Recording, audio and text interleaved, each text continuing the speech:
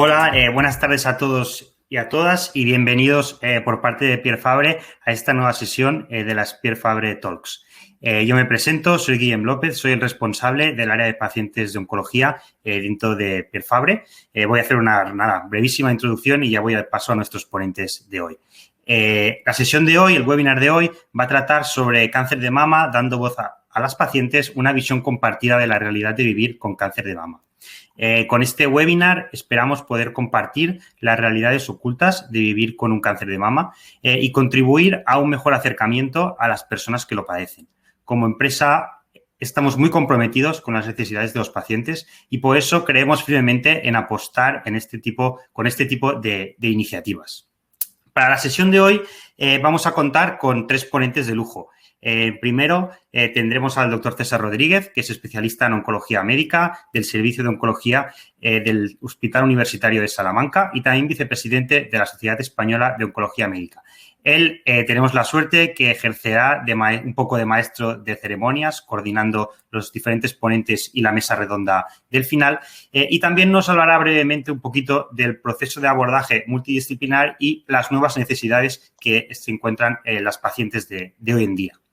Después contaremos con el doctor Joaquín Gavilá, que también es especialista en oncología médica y jefe clínico del Servicio de Oncología Médica del Instituto Valenciano de Oncología.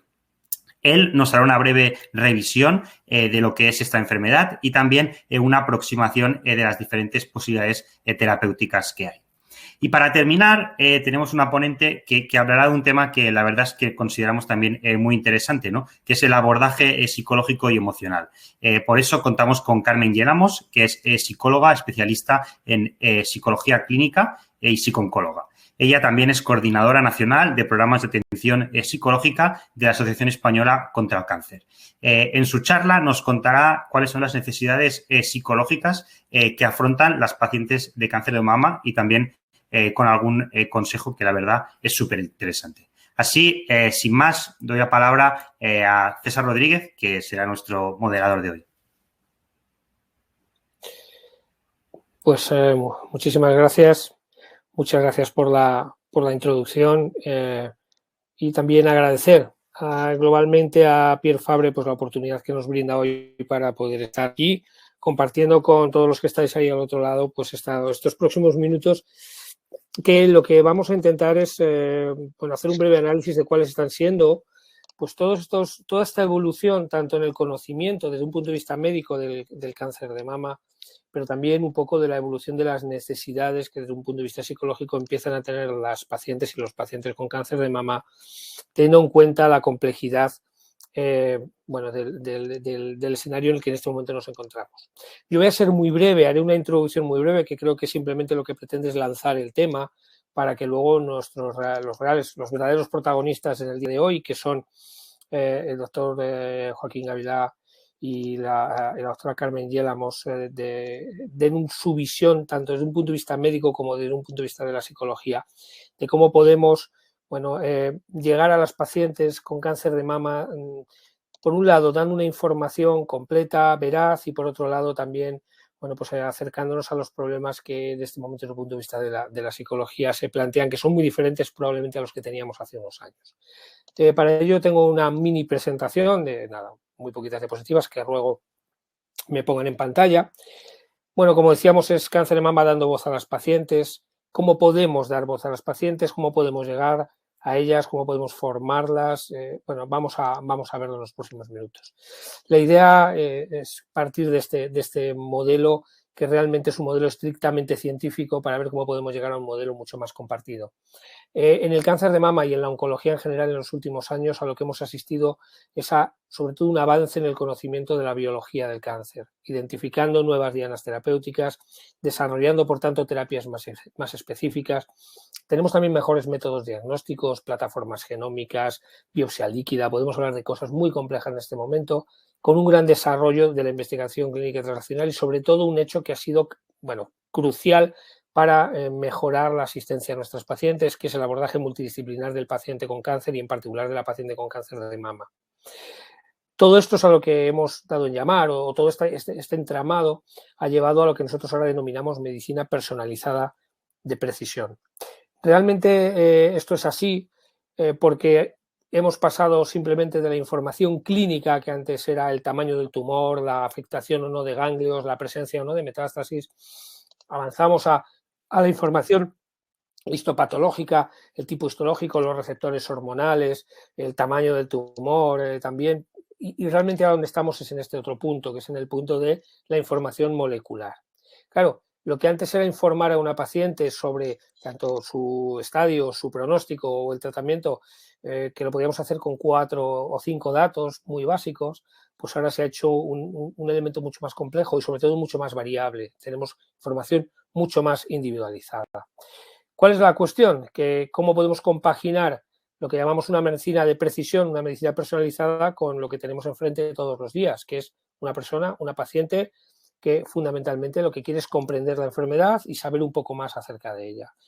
Más complejidad de procesos, pero a la vez necesitamos una medicina más individualizada y tenemos que mantener siempre en nuestro punto de mira que los pacientes, las pacientes son el centro del sistema, por mucho que sepamos hasta la última mutación que tiene el tumor con el que nos encontramos delante. Y esto genera nuevas necesidades. La primera, y yo creo que es la fundamental, y por eso estamos aquí hoy, o por lo menos creo que en la primera de las ponencias es lo que vamos a abordar, es que necesitamos pacientes informados, informadas, pero también formados, pacientes que sepan más acerca de la enfermedad, del diagnóstico, de los tratamientos, del conocimiento actual. En un segundo punto, entender, y esto yo creo que también, bueno, pues es un ejemplo, lo que estamos haciendo aquí hoy es un ejemplo de acercarnos a la paciente con cáncer de mama, que complejidad, que biología molecular, que datos no implica deshumanización de la atención que prestamos a las pacientes. Si tenemos que mantener esa visión cada vez más técnica de la enfermedad, combinada con una medicina, nunca mejor dicho, personalizada, en este caso entendiéndolo como el trato hacia la persona. El tercer punto es que si tenemos pacientes informados, formados y tenemos un trato muy personalizado, cada vez más tenemos que asistir a la toma de decisiones compartida, y de esto seguro que vamos a hablar a continuación. Un paciente bien formado puede formar parte también de esa toma de decisiones a la hora de decidir una estrategia de tratamiento. Participación por parte de los pacientes, que esto imagino y supongo, y yo creo que compartimos todo, que será creciente en los órganos de decisión y en las instituciones. Pacientes bien formados, pacientes que tengan capacidad para opinar, probablemente tengan que empezar a formar parte también de organismos donde se toman las decisiones sobre la calidad asistencial, los recursos de los que disponemos. Y finalmente, y esa será la segunda parte también de la presentación del webinar de hoy, pues será los nuevos aspectos psicológicos. Los aspectos psicológicos han cambiado también, y seguro que Carmen compartirá esto con nosotros, derivados de la nueva medicina. Es decir, tenemos muchas más pacientes que se curan, pero también muchas más pacientes que incluso teniendo enfermedad metastásica tienen supervivencias prolongadas y tratamientos que pueden ser duraderos, de años, y que dan lugar a situaciones que son de alta complejidad y que tenemos que abordar.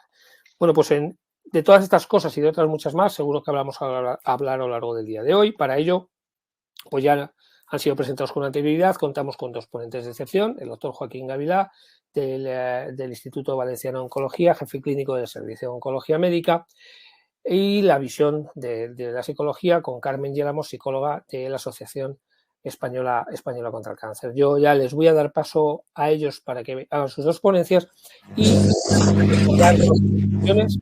La primera es que haremos la discusión al final de las dos ponencias, haremos todo el debate al final de las dos ponencias, y la segunda, que a través del chat se pueden enviar todas aquellas preguntas que deseen, que yo trasladaré a los ponentes a lo largo de la discusión. Muchas gracias a todos y adelante a ambos ponentes. Bueno, pues muchas gracias, César. También agradecer a Pierre Fabre esta oportunidad que vamos a tener esta tarde para aprender todos juntos. Y mi presentación, que durará entre 15 y 20 minutos, la idea es mostraros cuál es la situación o dar algunas pinceladas del cáncer de mama actual, y que os quedéis con un mensaje clave, que es un poco lo que estaba comentando César con su introducción. Nuestro objetivo cuando intentamos mejorar el pronóstico y la calidad de vida de nuestros pacientes es buscar tratamientos que curen más, pero que curen mejor. Y esto va a ser un poco el diálogo de mi presentación.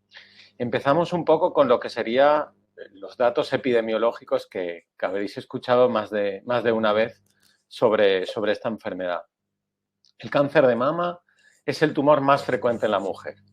Prácticamente 1 de cada 3 tumores que diagnostiquemos en una mujer va a ser un cáncer de mama.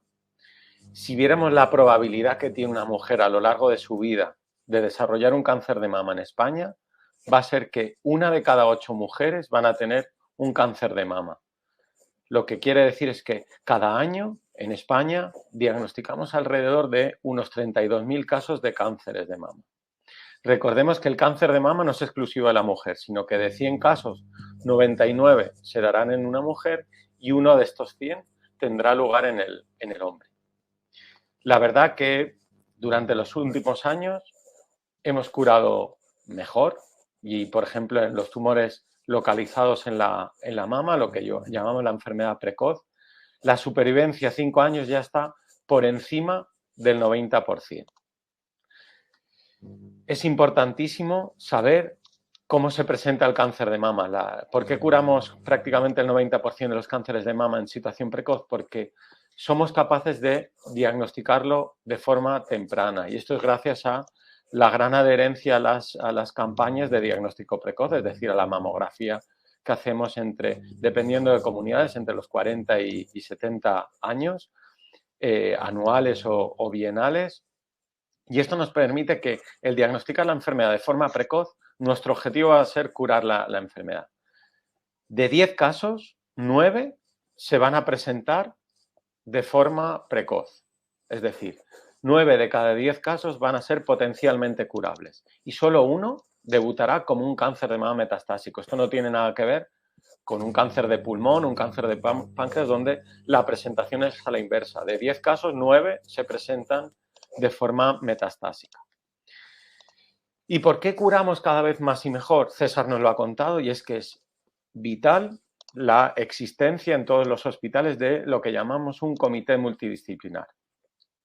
Cuando una paciente es diagnosticada un cáncer de mama, y eso implica conocer el tamaño del tumor, si los ganglios están afectos, si la enfermedad se ha ido a otros órganos y los apellidos que decía el doctor Rodríguez, es decir, el grado del tumor, como de rápido crece, si es hormonal o no el tumor y si tiene una proteína alterada, que es la proteína ER2. Con todo esto nosotros tenemos el diagnóstico, el grupo de expertos valoramos este caso, es decir, cirujanos, radioterapeutas, oncólogos, patólogos, radiólogos, psicólogos, fisioterapeutas. Bueno, podemos ser hasta 10 especialistas diferentes en esta reunión y de forma individual decidiremos el mejor tratamiento para cada paciente.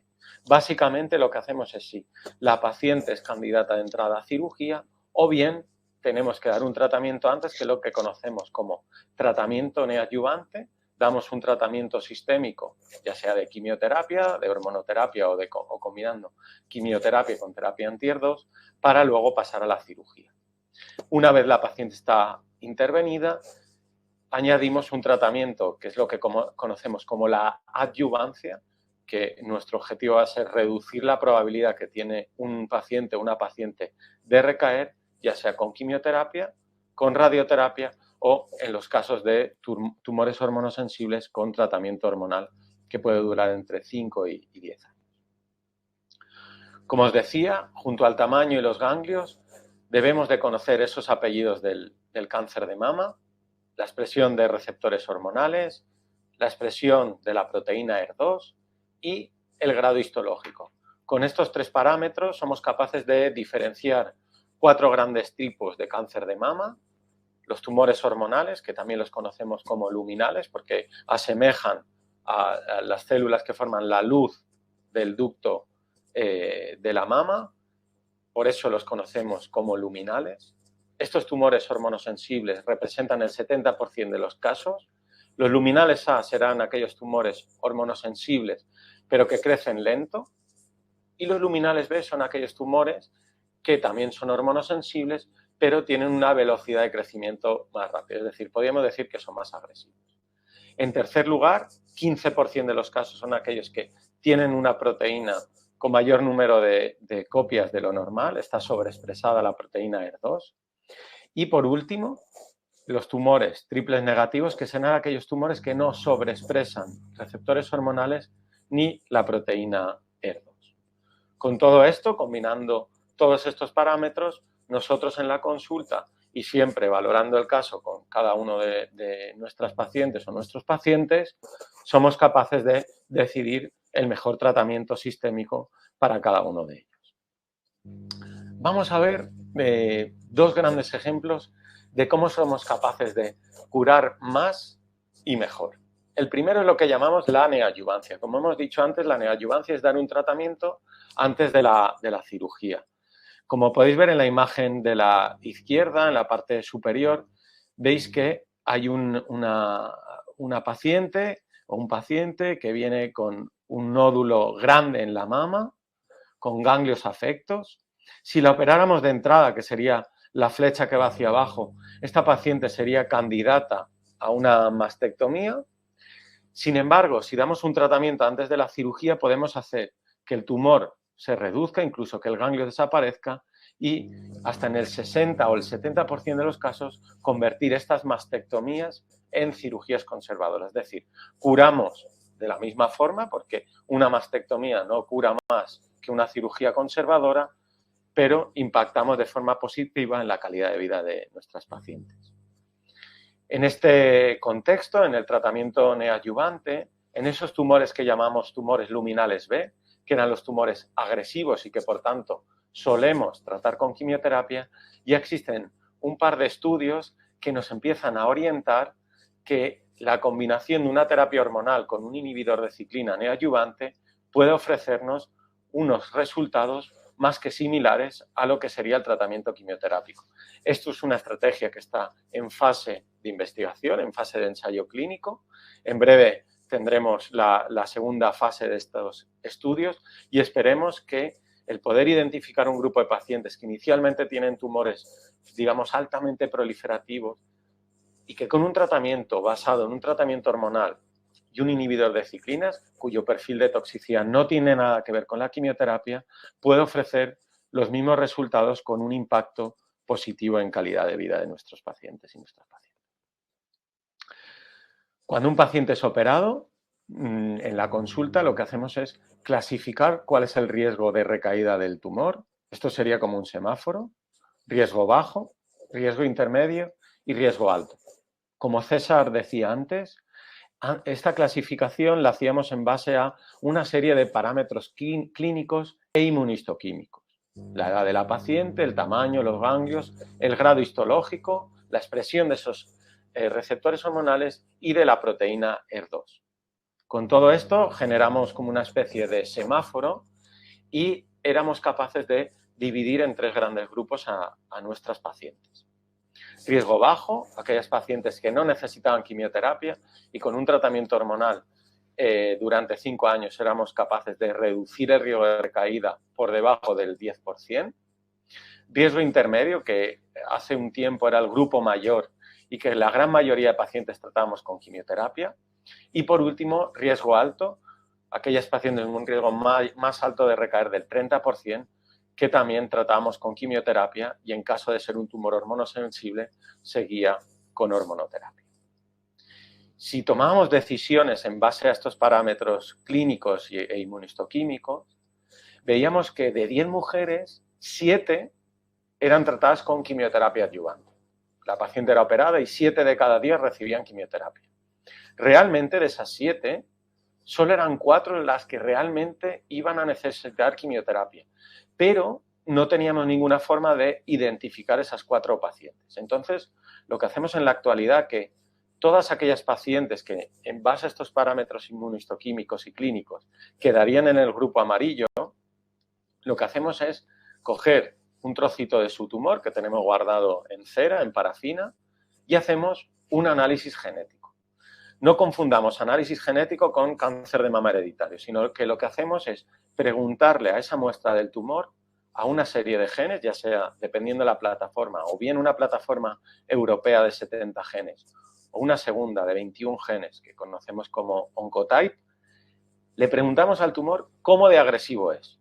Si el tumor es agresivo, es decir, si se clasifica en el grupo rojo, lo trataremos con quimioterapia, y si no es agresivo, esta paciente no recibirá quimioterapia y, por tanto, recibirá tratamiento hormonal. Aquí lo podríamos ver de forma resumida. Cogemos la muestra del tumor, ese tumor hacemos el análisis de estos 21 o 70 genes que están implicados en lo que sería el proceso tumoral y, por último, con ese análisis se nos envía un informe y este informe nos dice si el tumor es un tumor de riesgo bajo o bien de riesgo alto de recaída, y con ello decidiremos cuál es la mejor opción terapéutica para nuestras pacientes. A veces pensamos que el tratamiento hormonal es un tratamiento que prácticamente no tiene impacto en la calidad de vida de nuestras pacientes. Esta gráfica es una gráfica muy sencilla. En la parte de la izquierda vemos que todas las líneas parten del punto cero, que sería cómo están nuestros pacientes antes de empezar cualquier tipo de los tratamientos sistémicos, ya sea quimioterapia, tratamiento hormonal o la combinación de ambos. Fijaos en la línea rosa, que serían las pacientes que no llevan ningún tipo de tratamiento, pero la línea importante es la línea naranja. La línea naranja es la paciente que es tratada con tratamiento hormonal durante 5 años y, como podéis ver, se produce un claro deterioro de su calidad de vida con estas terapias. Si una paciente no tolera bien la medicación, puede que no se adhiera a ese tratamiento y, por tanto, no tome la medicación. Aquellas pacientes que no toman la medicación de forma adecuada, pues obviamente van a tener un peor pronóstico, como muestra la diapositiva. Es importantísimo el tener en cuenta una serie de factores, como puede ser la obesidad y, en este caso, el ejercicio físico, para intentar paliar todos esos efectos secundarios que producen la quimioterapia o esta terapia hormonal.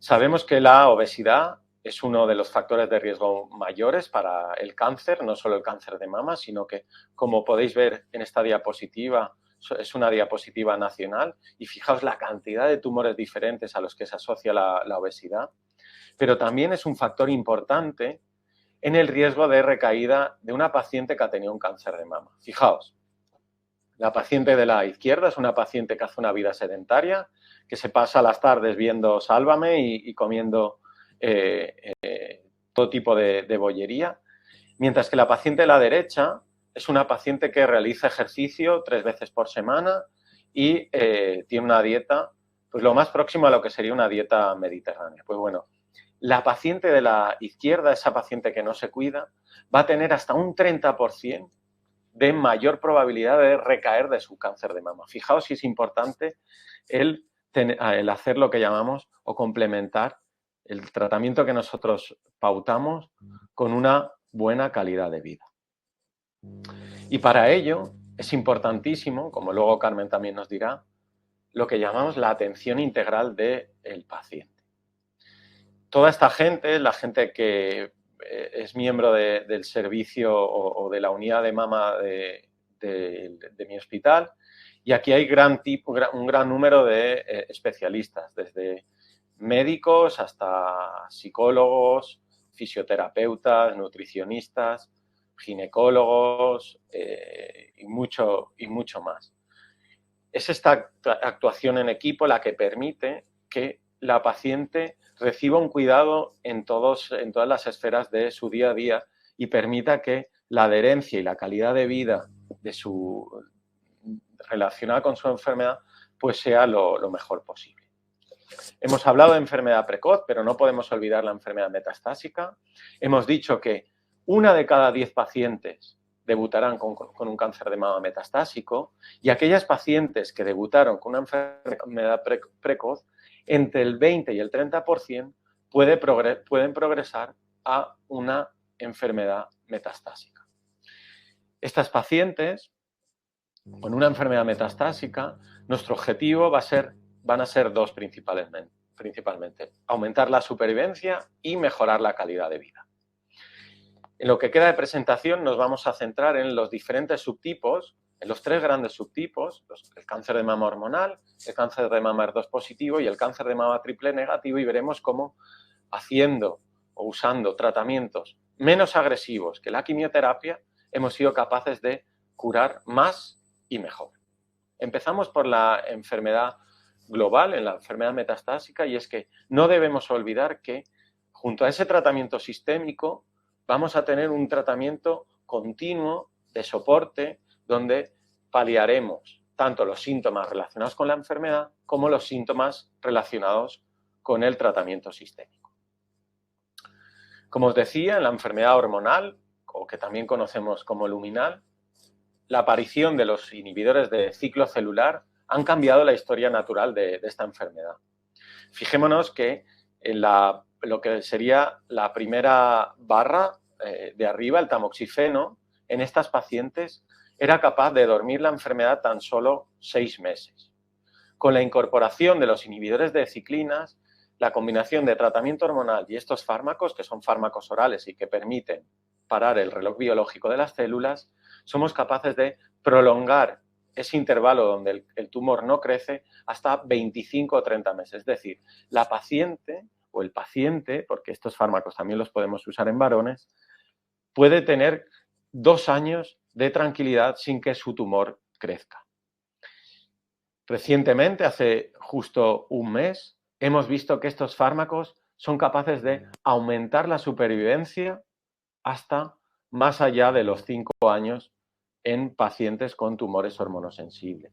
Y no solo es eso, vamos a retrasar el tratamiento quimioterápico más de 12 meses si usáramos solo terapia hormonal, e incluso en pacientes premenopáusicas va a haber un impacto positivo en la calidad de vida. Es decir, de nuevo, fármacos orales que curan más y curan mejor.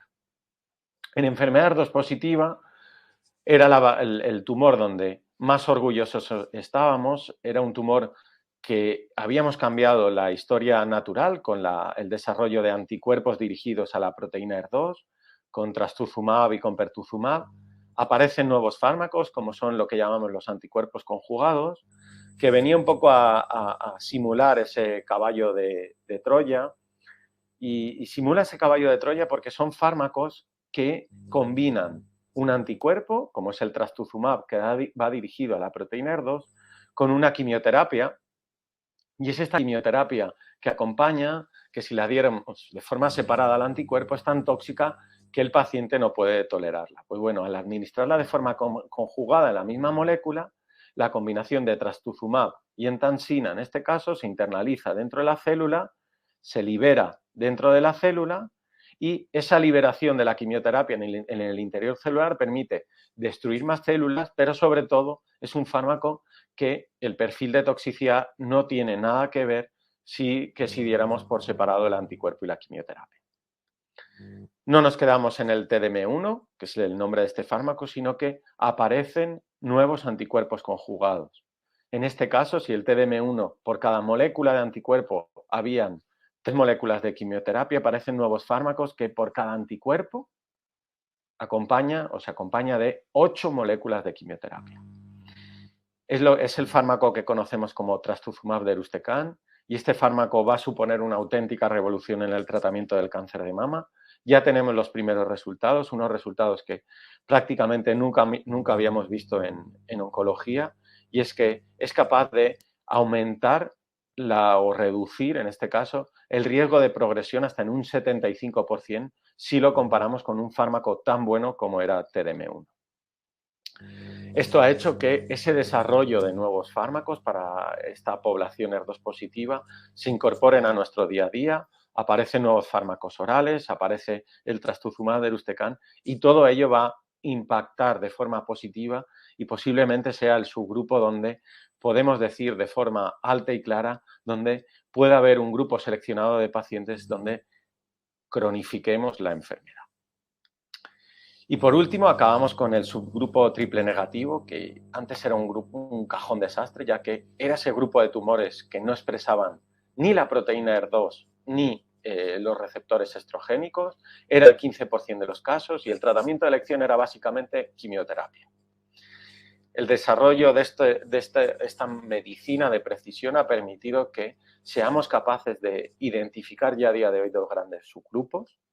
El primero de ellos es ese 40% de tumores que expresa una proteína que predice el beneficio de tratamiento inmune, en este caso lo que llamamos los inhibidores de inmunocheckpoints, los agentes anti-PD1 o anti-PDL1, que combinados con quimioterapia son capaces de impactar en el pronóstico de nuestras pacientes.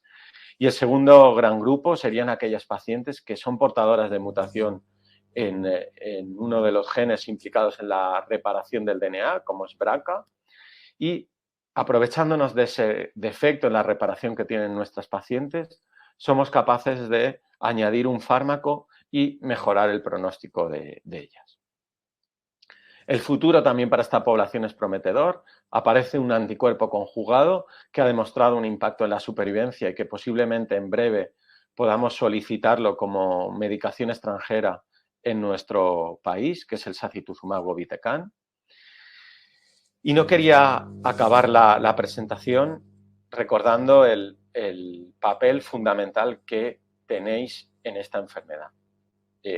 Nosotros, en la consulta, intentamos explicaros qué enfermedad tenéis, por qué os ofrecemos o intentamos administraros un fármaco u otro o decantarnos por un tratamiento. Es una decisión que siempre debemos de tomar de forma conjunta. Y en este sentido se desarrolla el estudio HOPE. El estudio HOPE intenta que la paciente sea o lidere esa toma de decisiones, que sea capaz de permitir un análisis molecular de su tumor en cualquier lugar de la geografía española.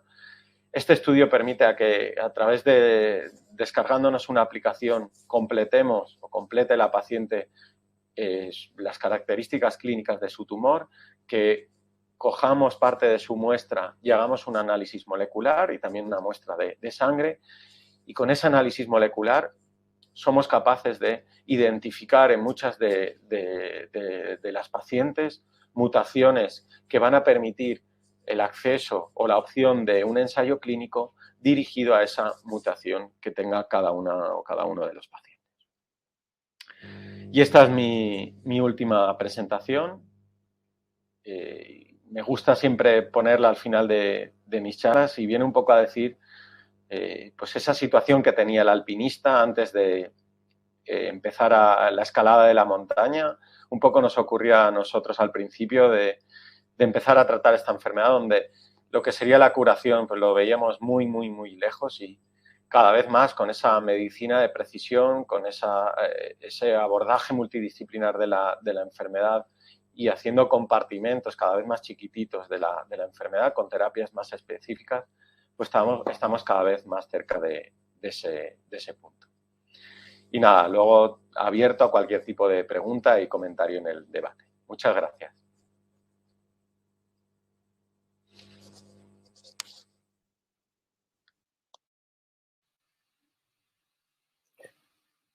Muchas gracias al doctor Gavida por su presentación, como siempre fantástica, y yo creo que luego tendremos mucho tiempo para hablar de cómo tenemos que evolucionar o cómo vamos a ser capaces los oncólogos de explicar a las pacientes de una manera clara, sencilla, y cómo participar con ellas. Has puesto un ejemplo que es el estudio HOPE al final, que es un ejemplo de colaboración oncólogo-paciente, del que luego si queréis podemos hablar. Como la propia paciente es quien toma la iniciativa, pero sin la colaboración entre los dos probablemente no se puedan realizar este tipo de proyectos. Pero lo dejamos luego para la discusión. Además ya tenemos algunas preguntas que iremos tomando aquí nota para hacer luego la discusión, y pasamos ya a la presentación de Carmen Yélamos para luego tener un poquito de tiempo para debatir. Vale, cuando quieras, Carmen, por favor.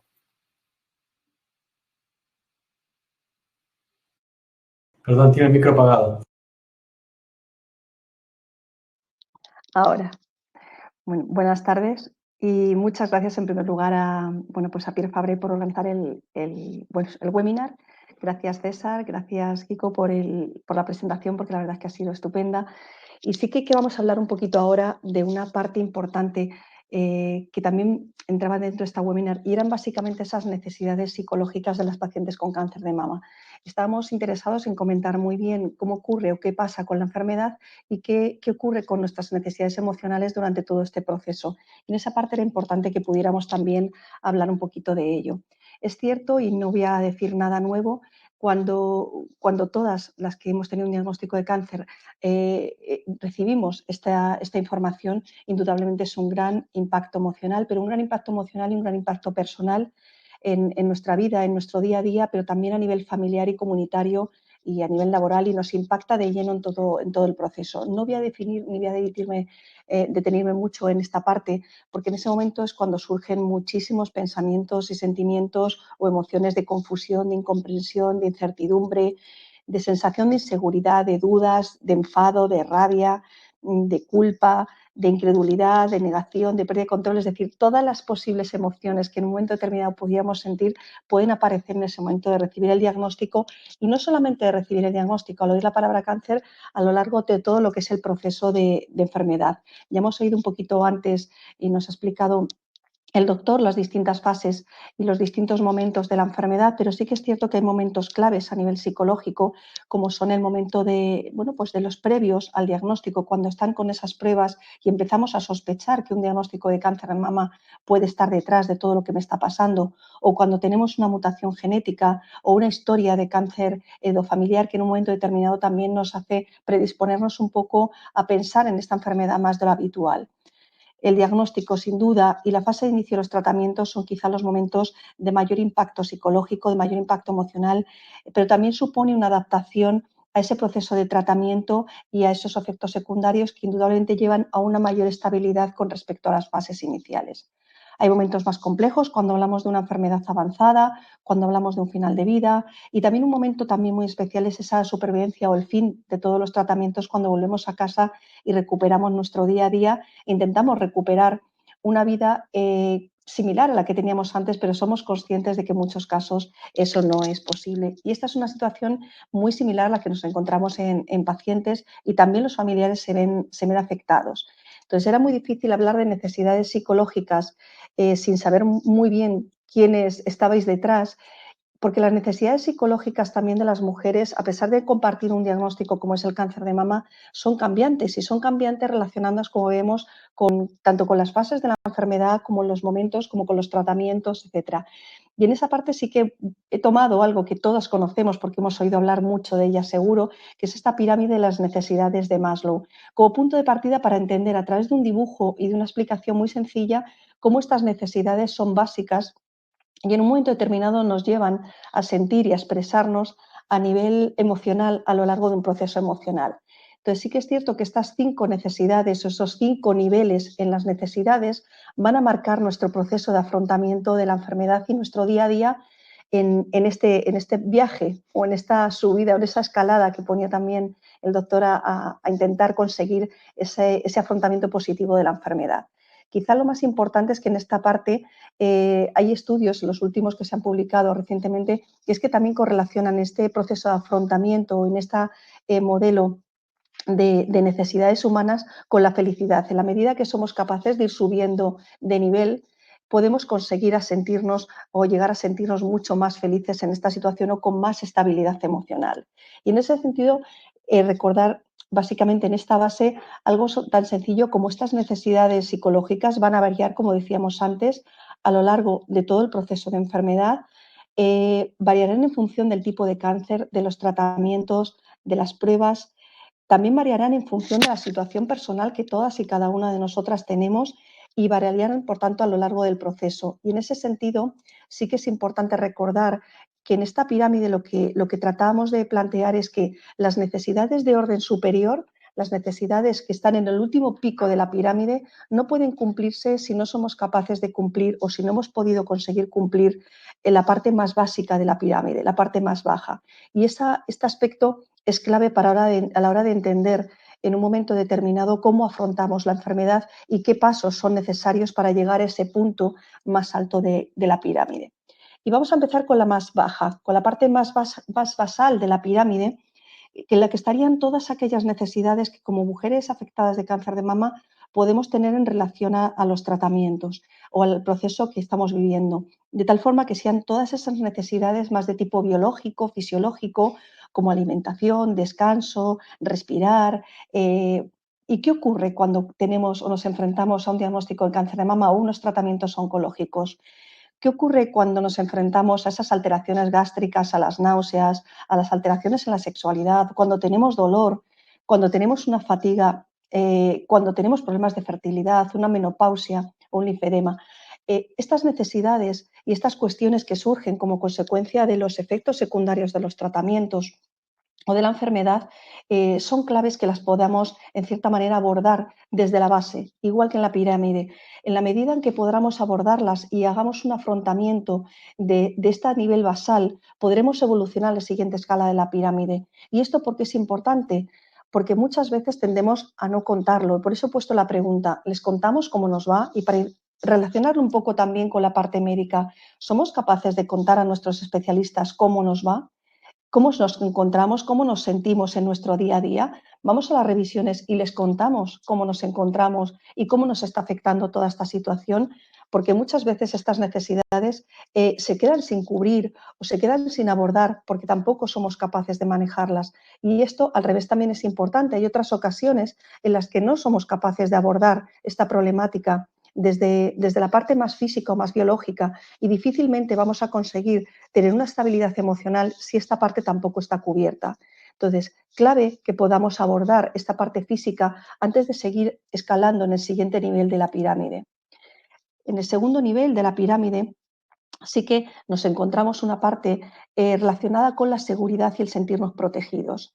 Y en esta parte, también relacionando lo que comentábamos con lo que nos explicaban tanto César como Kiko, era básicamente esa parte de necesidad de protección, de sentirnos seguros, de confiar en nuestro equipo médico, de seguridad en nuestro entorno también, en nuestra familia, pero especialmente en este entorno sanitario que es el que nos está prestando el mejor tratamiento y el mejor pues servicio asistencial posible para el abordaje de nuestra enfermedad.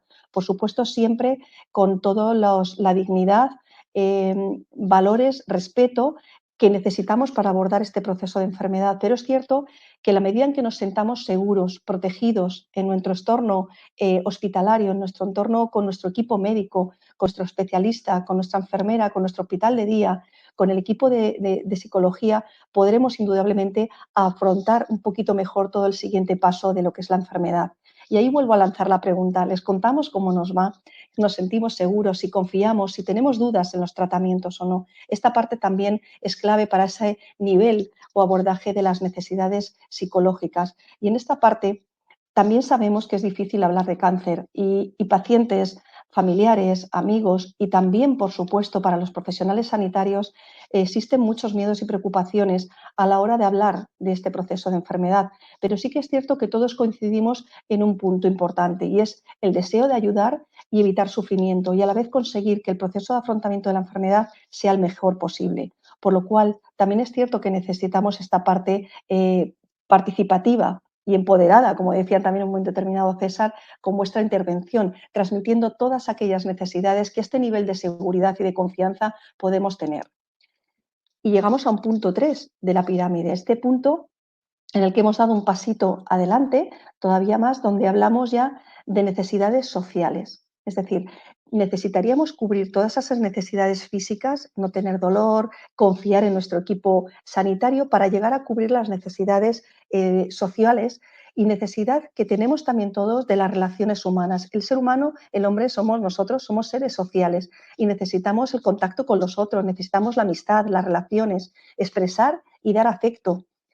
Existe un paso mucho más allá de la soledad, es ese paso de vivir en familia, en comunidad, como todos nosotros, y esto hace esa necesidad de pertenencia a un grupo, a una familia, a un entorno, a un hospital, a un equipo del hospital y de sentirnos aceptados e integrados dentro de él. Y por supuesto también a veces en las asociaciones, y aquí se juega un papel clave desde las asociaciones de pacientes precisamente por cubrir esta necesidad tan importante que las mujeres después de un diagnóstico de cáncer de mama podéis tener de sentirnos o de sentirse entendida y comprendida, y quién mejor que otra persona que ha vivido mi misma situación para poder llegar a este punto.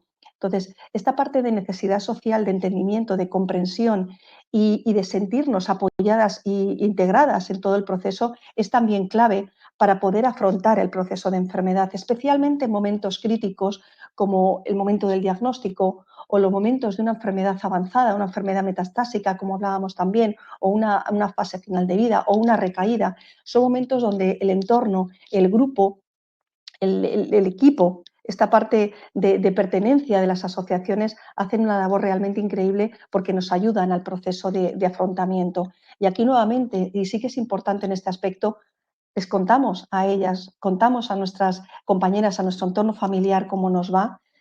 La familia, y en este punto voy a hacer una parada especial, es el entorno mucho más cercano, es el principal precursor de apoyo emocional y familiar. Y entonces, en ese sentido, sí que es muy importante que la comunicación con nuestra familia, la percepción muchas veces de falta de apoyo emocional puede generar soledad o aislamiento muchas veces innecesario y que es completamente positivo en momentos donde más lo necesitamos. Hemos hablado, y seguro que habéis estado en muchas informaciones, reuniones o comentarios incluso donde hablamos de conspiración de silencio entre familia y paciente, cuando no contamos cómo lo estamos viviendo y la familia tampoco nos lo cuenta por el temor a hacernos daño mutuamente. Entonces, importante que seamos capaces de hablar y de perder el miedo a hablar de las emociones, de cómo nos estamos sintiendo y cómo nos va este proceso, porque es cierto que de esta forma también conseguimos satisfacer esa necesidad que es clave. Y aquí, igualmente, con el equipo sanitario, ser capaces, en cierta manera, a pesar de las limitaciones de su tiempo, del ritmo asistencial que muchas veces llegan, el ser capaces de transmitir esas preocupaciones con respecto a la enfermedad, a los tratamientos, al dolor, incluso a la muerte que podemos tener, ser capaces de conseguir hablar y expresar y ventilar emocionalmente toda esta situación. Y así llegamos al penúltimo nivel de la pirámide, esa cuarta necesidad emocional y necesidad que tenemos las pacientes con cáncer de mama, que se refiere a esa necesidad de estima y de autoestima, y sobre todo de autoestima y de respeto a nosotras mismas, necesidad de reconocimiento y de valoración como persona, y es algo que es significativo y que muchas veces en esos procesos de deshumanización que a veces insistimos mucho los psicólogos, que nos encontramos en los hospitales, debemos cuidar. Es algo clave que en determinados contextos sigamos siendo personas, sigamos siendo reconocidas como alguien clave, alguien significativo, alguien de valor, porque esto es fundamental para el bienestar emocional. Si esta parte de reconocimiento, de dignidad, de respeto y autorrespeto no la tenemos, difícilmente vamos a estar con una parte psicológica cuidada y estable.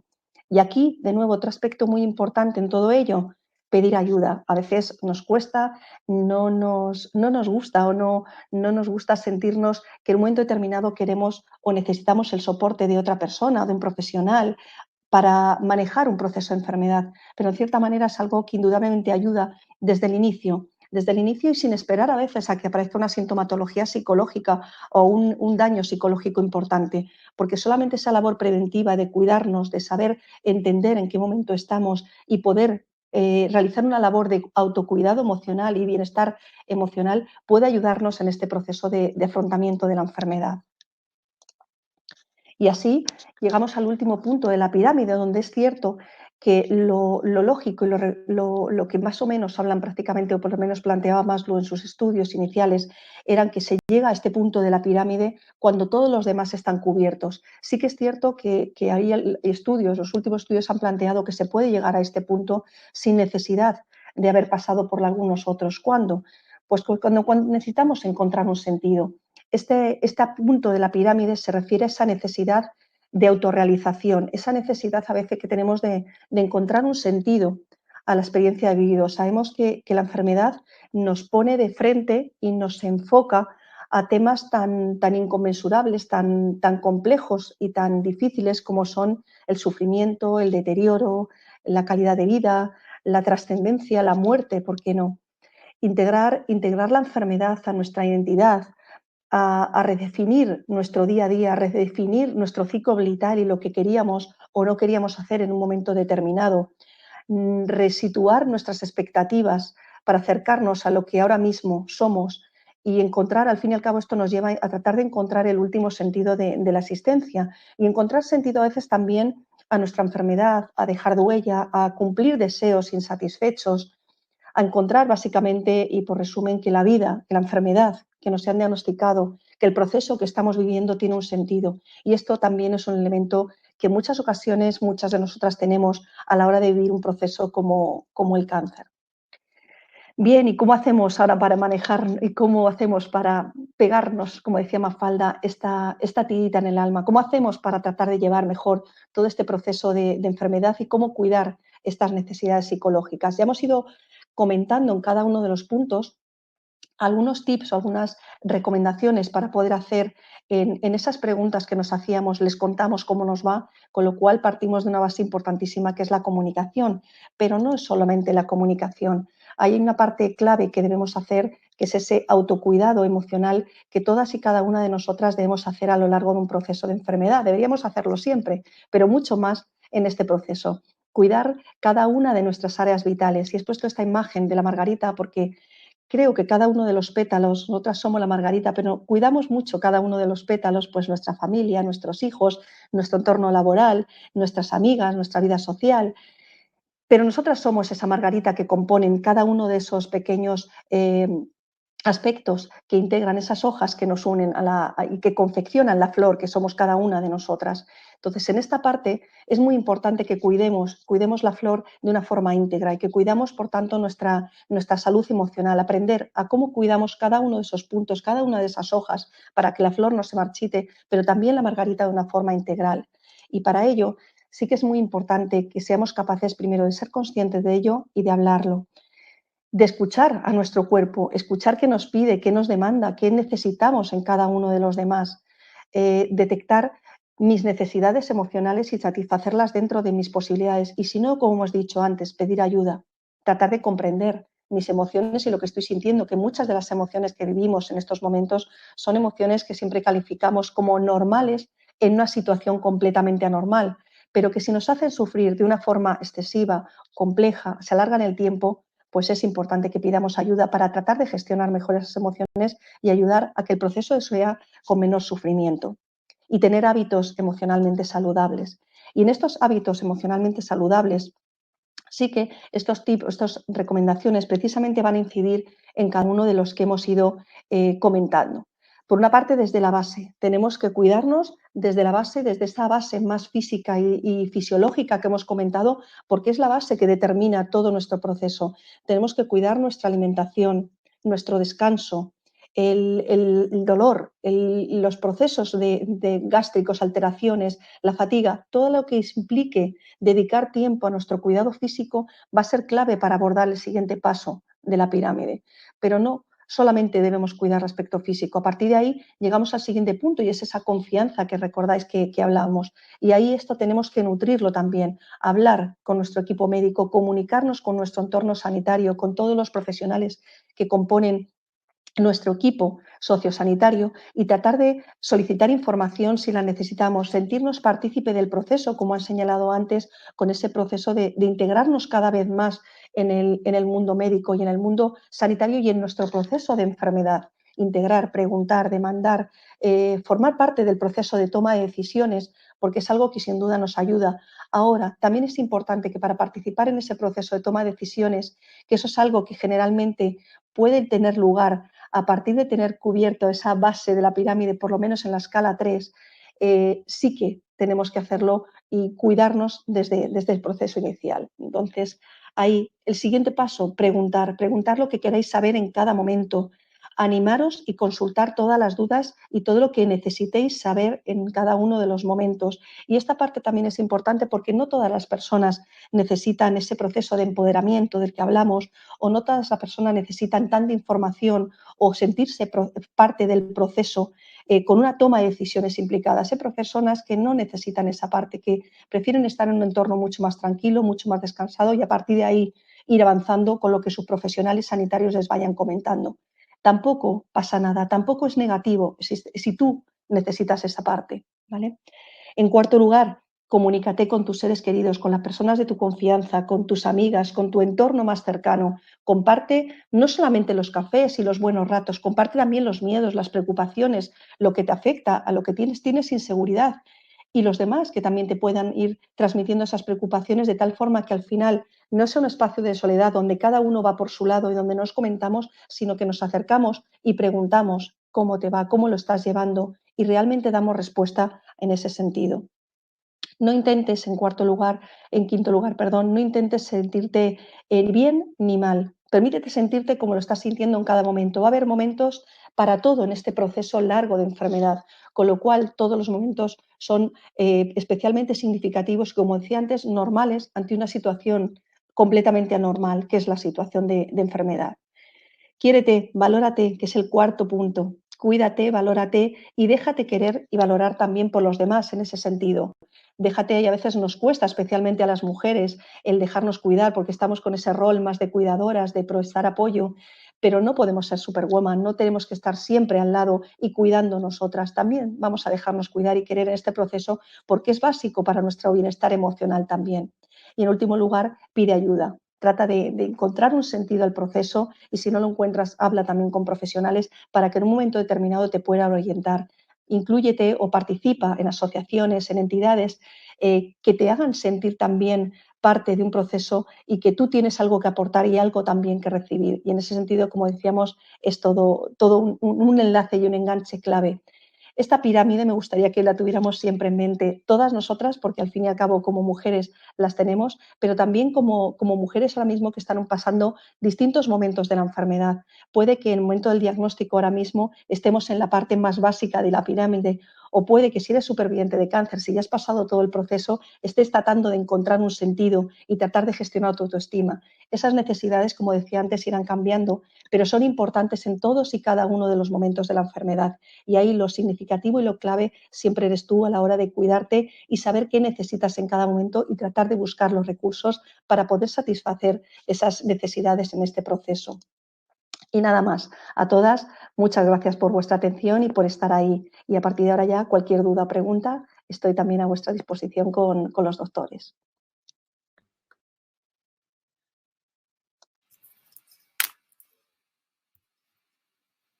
Muy bien, muchas gracias, Carmen. ¿Me permitís un segundo? Porque creo que el sonido es mejor si me pongo los auriculares. Bueno, pues creo que con todo lo que hemos estado escuchando en las dos presentaciones tenemos una base más que amplia para la discusión. Recordar a todos los que estáis ahí al otro lado de la pantalla que podéis hacer preguntas a través del chat. Tenemos alguna pregunta que acaba de entrar y, bueno, pues si os parece, primero voy a dar paso a las preguntas que nos entren a través del chat y luego, si queréis, pues vamos entrando también en alguna discusión. Hay una pregunta que yo creo que pasa siempre que tenemos a una paciente una paciente que tenemos delante de nosotros. Hay una pregunta que pasa siempre por nuestra cabeza y que las propias pacientes nos dicen muy a menudo. Va dirigida fundamentalmente al doctor Gavilá. Quino, ¿podrías explicarnos, claro, cómo hablar o cómo hablas tú o cómo consideras que debemos hablar con nuestras pacientes de los niveles de riesgo? Es decir, a veces yo entiendo que cuando a un paciente le decimos es que estás en un grupo de alto riesgo o de bajo riesgo, a veces le generamos una cierta alarma. Voy a poner un ejemplo. Una paciente a veces con un tumor pequeño de 1,5 centímetros que no tiene ganglios afectados en la axila, a la que le hacemos un test genómico, se nos ocurre decir eso de hay que darte quimio porque estás en alto riesgo. Y se nos olvida recordar a la paciente que está en alto riesgo de un grupo de bajo riesgo. Es decir, es como ser el mejor equipo de tercera división. Vale, perdona, sí, eres el mejor, pero de tercera división. Entonces esto sería cómo moderar o cómo modular la terminología, porque con toda la presentación que nos has hecho, lo que está claro es que el nivel de complejidad que va a tener la información a las pacientes ahora va a suponer un esfuerzo de comprensión por nuestra parte, ¿no? Bueno, quizá la primera visita que solemos tener con la paciente es el punto clave. El problema que suele haber, como decía también Carmen, es que está la cantidad de información que damos a nuestras pacientes que pueden salir de la consulta que de 10 puntos pues queden con 5, como es normal, entre la situación de estrés con la que entran, etcétera, etcétera. Entonces, uno de los puntos es que intentamos explicar que un tumor de alto riesgo al final es de alto riesgo, pero no podemos olvidar que este es uno de los mensajes que yo siempre digo, que la peor situación siempre va a estar asociada a un mayor porcentaje de menor riesgo de recaída. Eso yo creo que es el primer punto. Un cáncer de mama que diagnosticamos de forma precoz, siempre la probabilidad de recaer va a ser más baja que la probabilidad de estar curada.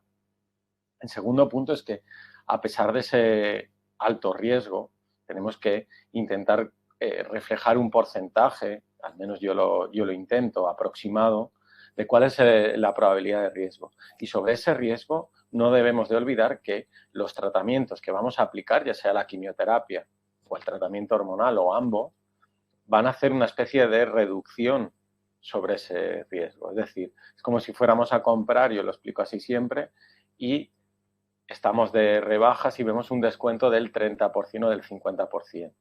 Nosotros lo que hacemos es, sobre el riesgo, sobre el precio que tiene el tumor, hacemos un descuento. Y normalmente suele ser del 50% cuando aplicamos la quimioterapia y el tratamiento hormonal. O sea que es importantísimo, yo creo que, ir durante las diferentes visitas dando la información de forma progresiva. El segundo punto es que siempre el cáncer de mama es una enfermedad que cada vez curamos mejor y que esa curación se debe a los tratamientos sistémicos. Y poniéndonos en el peor de las situaciones, siempre sobre ese riesgo global vamos a aplicar una reducción que puede llegar hasta sobre el 50%. Muy bien. La otra cuestión es un apartado, y antes de pasar a hacer alguna pregunta también a Carmen, que es el de las decisiones compartidas. Es decir, en muchas ocasiones se nos llena la boca ahí de palabras bonitas cuando damos charlas y decimos que las pacientes tienen que formar parte de la toma de decisiones cuando estamos hablando, pues, de dar, voy a poner un ejemplo, ¿no? Cuando damos hormona adyuvante, ¿no? Y tenemos niveles diferentes de, digamos, intensidad a la hora de poner esa hormona, que pueden tener más o menos eficacia, pero también más o menos efectos adversos. Y a veces una paciente con la que tienes un diálogo en la consulta le acabas intentando transmitir que te gustaría que la decisión fuera compartida, pero casi siempre, y esta pregunta es para los dos, nos encontramos con que la frase final de la paciente es: bueno, al final yo me tengo que fiar de lo que usted me diga, doctor. ¿Cómo podemos llegar a, con independencia de que al final es verdad que nosotros tenemos un peso porque somos los que tenemos los datos de la información científica, ¿creéis que realmente va a haber un momento en el que el peso de la decisión compartida vaya a ser cada vez mayor? ¿Esto es algo realista o va a costar mucho?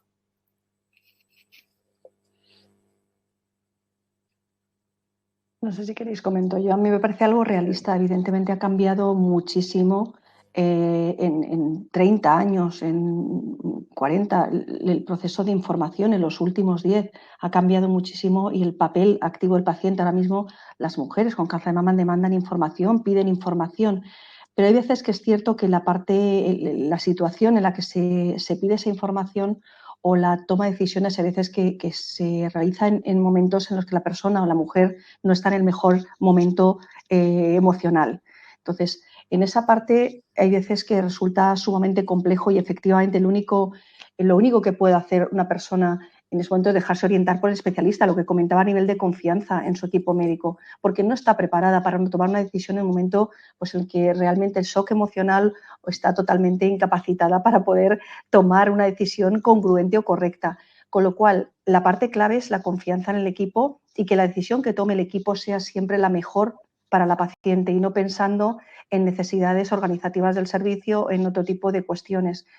Ahí es la parte realmente significativa, que la mujer en momentos que, bueno, pues a veces hay que dejar tiempo, tampoco se puede presionar a veces a las pacientes a tomar una decisión en un momento determinado. Cuando das una información hay que dejar que vaya a casa, que lo piense, que lo habla con su familia, que se implique. A veces, cuando planteamos la entrada en un ensayo clínico, damos un montón de documentación, 16 folios, que realmente que pensamos que eso nos lo podemos leer, los 16, por no decir 25, un tocho así, información que al final genera más estrés que decir tú qué me aconsejas o qué crees que debo hacer. Habrá pacientes que efectivamente tengan una estabilidad, unos requerimientos, unas características a nivel psicológico, estén en ese pico de la pirámide más alto y quieran realmente participar y tomar esa decisión y se lean las 25 páginas, pero la gran mayoría prefieren confiar en su equipo y pensar en el médico que lo que van a hacer es lo mejor para ella, porque evidentemente es muy difícil si no afrontar el proceso de enfermedad, si partes de una desconfianza, de una inseguridad.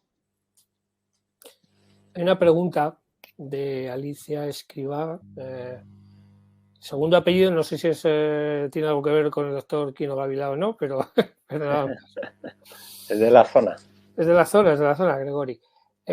Dice, ¿son aplicables las plataformas genómicas en cáncer? Esta pregunta, por ejemplo, bueno, pues técnicamente me parece muy, muy interesante porque empezamos ya a tener información de que las plataformas genómicas no solo son útiles en enfermedad precoz, ¿no? Pero toda esta información que obtenemos de las plataformas genómicas ya es algo que nos permita tomar decisiones de manera real, acceder a dianas terapéuticas no solo en situaciones muy avanzadas de la enfermedad, sino de manera más precoz. ¿No?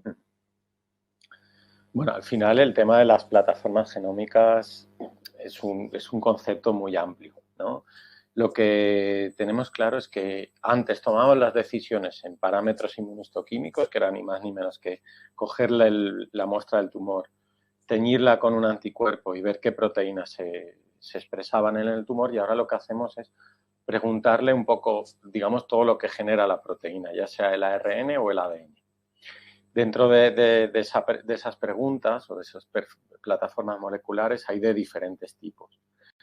Digamos que las plataformas o esas preguntas a genes las podemos hacer en enfermedad precoz, como os he mostrado, con una plataforma que hace la pregunta o bien a 70 o bien a 21 genes, pero también en la enfermedad avanzada podemos preguntarle a un único gen, como por ejemplo pues serían las mutaciones de PI3K o podría ser BRCA en la enfermedad avanzada.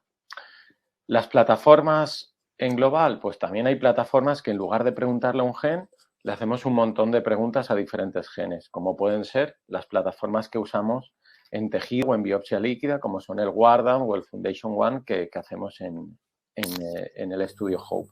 Así que sí, se pueden aplicar en cualquier situación. Lo que pasa es que hacer una pregunta a un gen la debemos de hacer en el momento adecuado. No se puede hacer cuando a uno le apetezca preguntarle, oye, mira, pues voy a hacerle ese análisis de mutación a un tumor a ver si me cuenta alguna cosa. No. Aquí es fundamental esa comunicación, como decía César, entre el equipo médico y la paciente para consensuar ese mejor momento para hacerla. Esto que cuentas, curiosamente, yo este fin de semana he estado participando en una iniciativa en la que hay un diálogo con una paciente y precisamente tiene una mutación que es PI3K en este caso. Y una de las preguntas, una mutación que ahora hace que esa paciente pues vaya a recibir un tratamiento específico frente a esa mutación. Pero claro, lo va a recibir en segunda línea de tratamiento y en enfermedad metastásica. Y una de las preguntas que me hace la paciente en ese diálogo que tuvimos es ¿por qué esta mutación no se me hizo antes? ¿Cómo hacemos entender que el conocimiento a veces tarda en llegar y que esa mutación la conocemos desde hace muchos años, pero hasta ahora no sabíamos, hasta hace no tanto, el verdadero significado pronóstico que tenía y hasta antes de ayer no sabíamos que teníamos una diana terapéutica y que por tanto no es bueno hacerse ese tipo de preguntas de si yo hubiera sabido antes que tenía esta mutación, ¿por qué no se me hizo? Yo le decía a la paciente, la mutación se te ha hecho ahora porque estabas en el sitio adecuado, en el momento adecuado. Entonces, es verdad que a veces hacer una plataforma multigen en una primera línea de tratamiento no tiene mucho sentido porque probablemente la paciente podemos desviar nuestra atención a mutaciones que no tengan relevancia cuando hay tratamientos estándar que la pueden beneficiar, ¿no? Así es, incluso hacer la misma pregunta en enfermedad precoz puede no tener ningún impacto pronóstico, como puede ser PI3K. Si no siempre tener más información es mejor, depende del momento en el que estemos. Yo creo, sí. Al final, con esto yo creo que también debemos de ir con mucho cuidado. El tema de... Yo siempre estoy a favor de que todas las pacientes sepan de su enfermedad y conozcan hasta el más mínimo rincón, pero ojo, la información a la que tienen acceso en las redes o un mismo informe de un TAC puede leerlo una paciente y pensando que ella sabe bastante de su cáncer de mama, leer no sé, una imagen extraña en el hígado, un hemangioma, y pensar que la enfermedad ha progresado, o meterse en, no sé, ya en cualquier página web y decir que, pues no sé, que las mutaciones en tal, o aparece un nuevo fármaco para la curación del cáncer de mama, y entrar todos en caos. O sea, que creo que la comunicación, como decía Carmen, entre equipo médico y paciente debe ser fluida y de total confianza.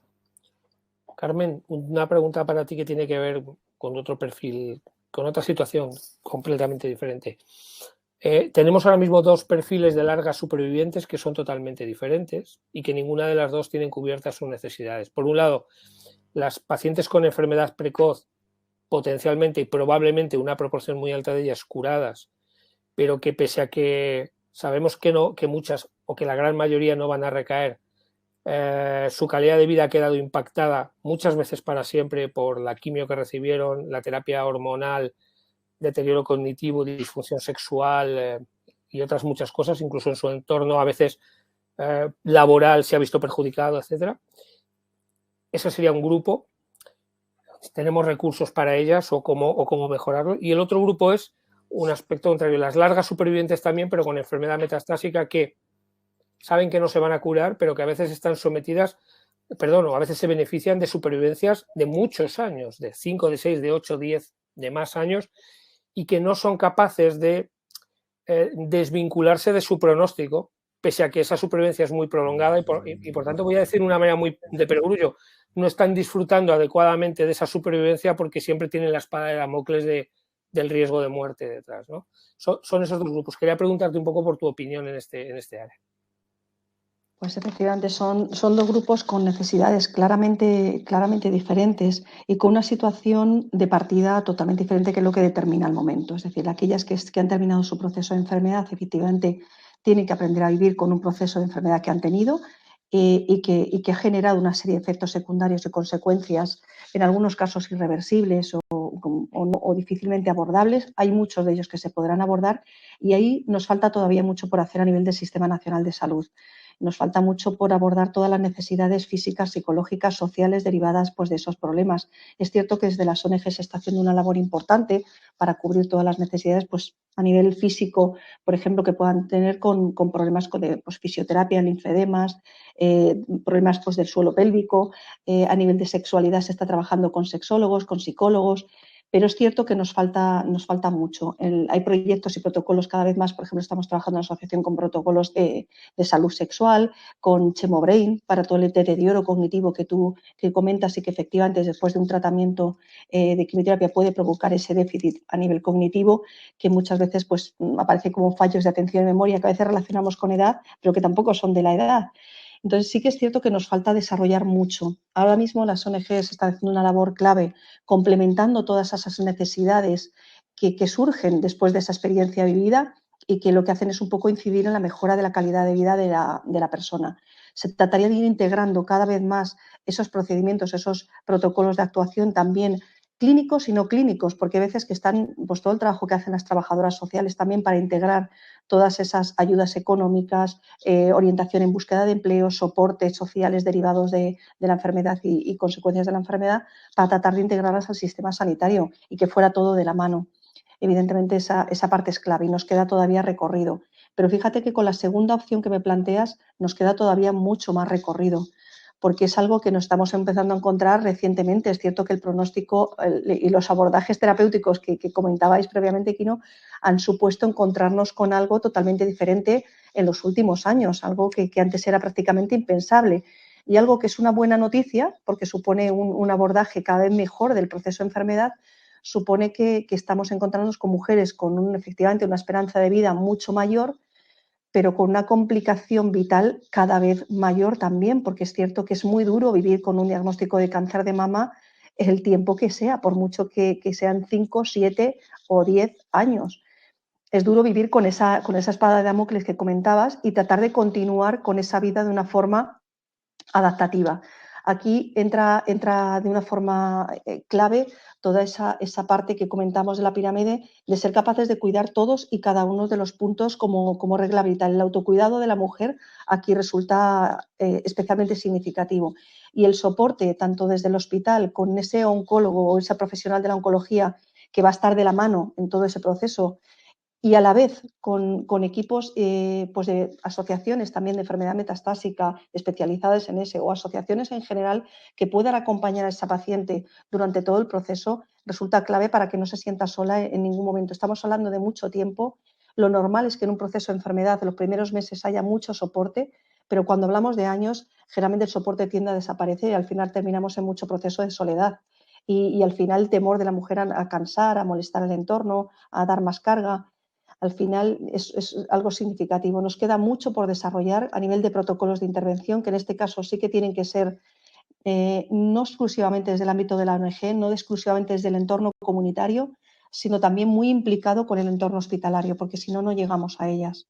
Y aquí es clave que trabajemos con atención primaria, atención hospitalaria, para conseguir dar el soporte y cubrir las necesidades que la mujer necesita en la medida de lo posible. Muy bien. ¿Tenemos alguna otra pregunta?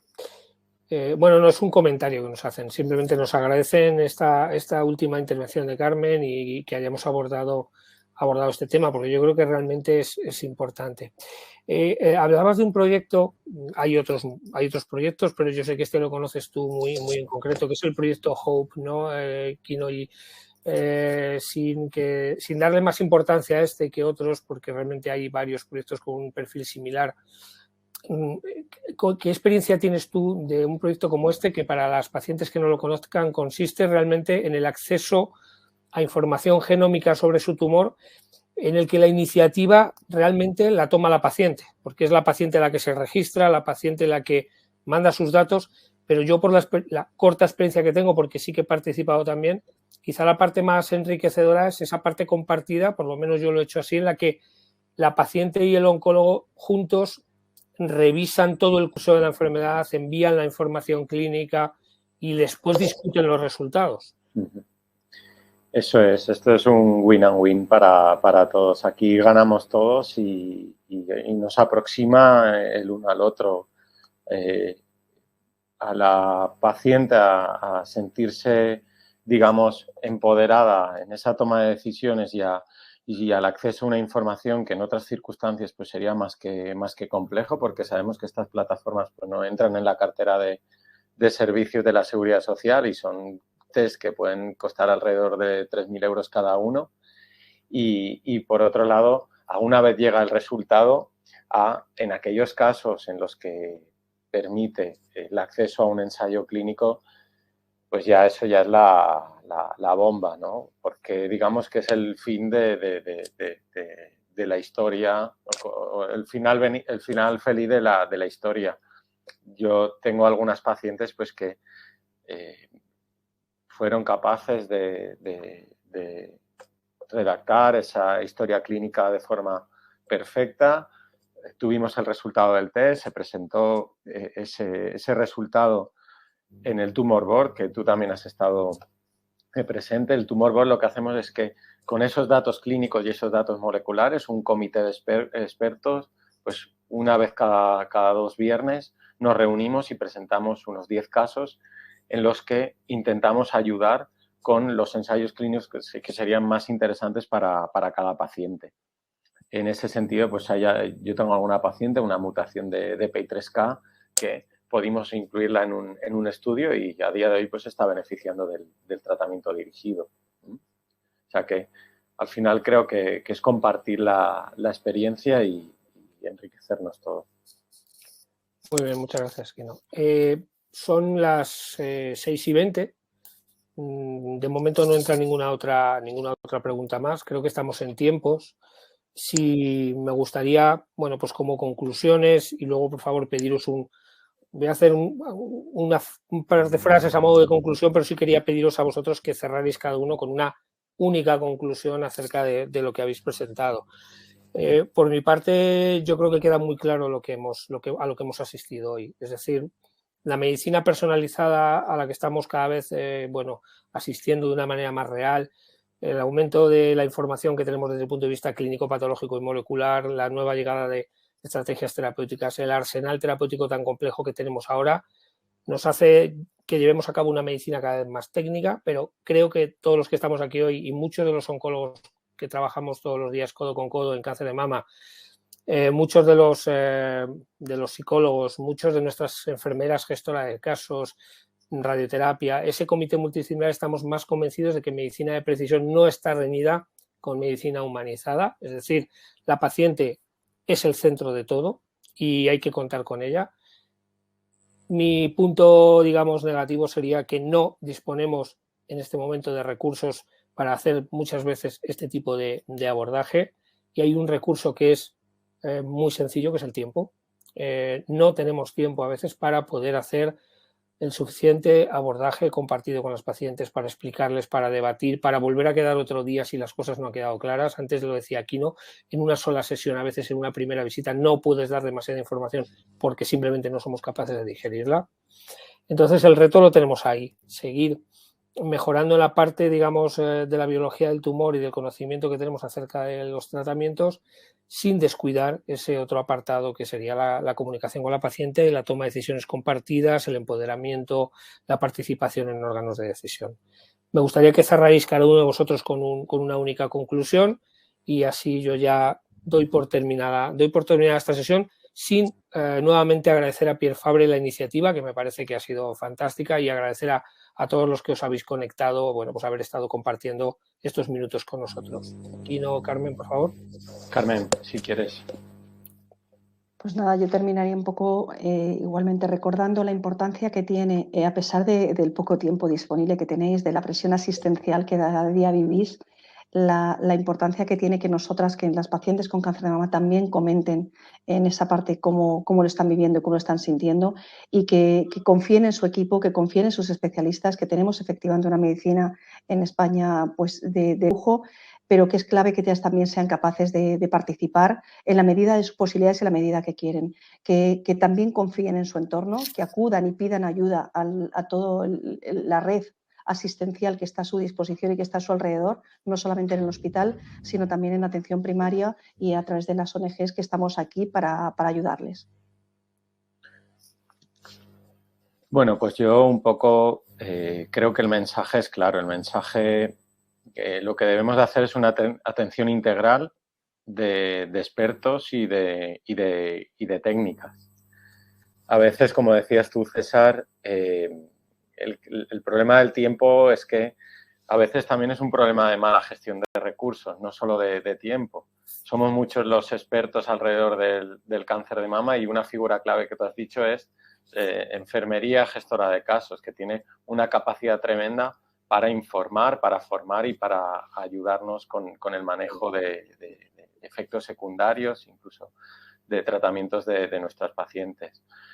El otro punto clave, y yo también, como tú decías, también hay puntos negativos, y es el problema de investigación, acceso a fármacos, que es algo que debemos de juntarnos todos, sociedades de pacientes, médicas y de todos los expertos relacionados con la enfermedad, y luchar por ese acceso a fármacos de la forma más precoz y más sensata posible, porque el que un fármaco demuestre eficacia no siempre es sinónimo de cambio o de impacto en el beneficio clínico de nuestras pacientes. Así que yo creo que con esos dos mensajes serían mis conclusiones. Fantástico, pues nuevamente agradeceros a todos la participación, y de verdad que ha sido un verdadero placer estar esta tarde aquí con todos vosotros. Un saludo y hasta pronto.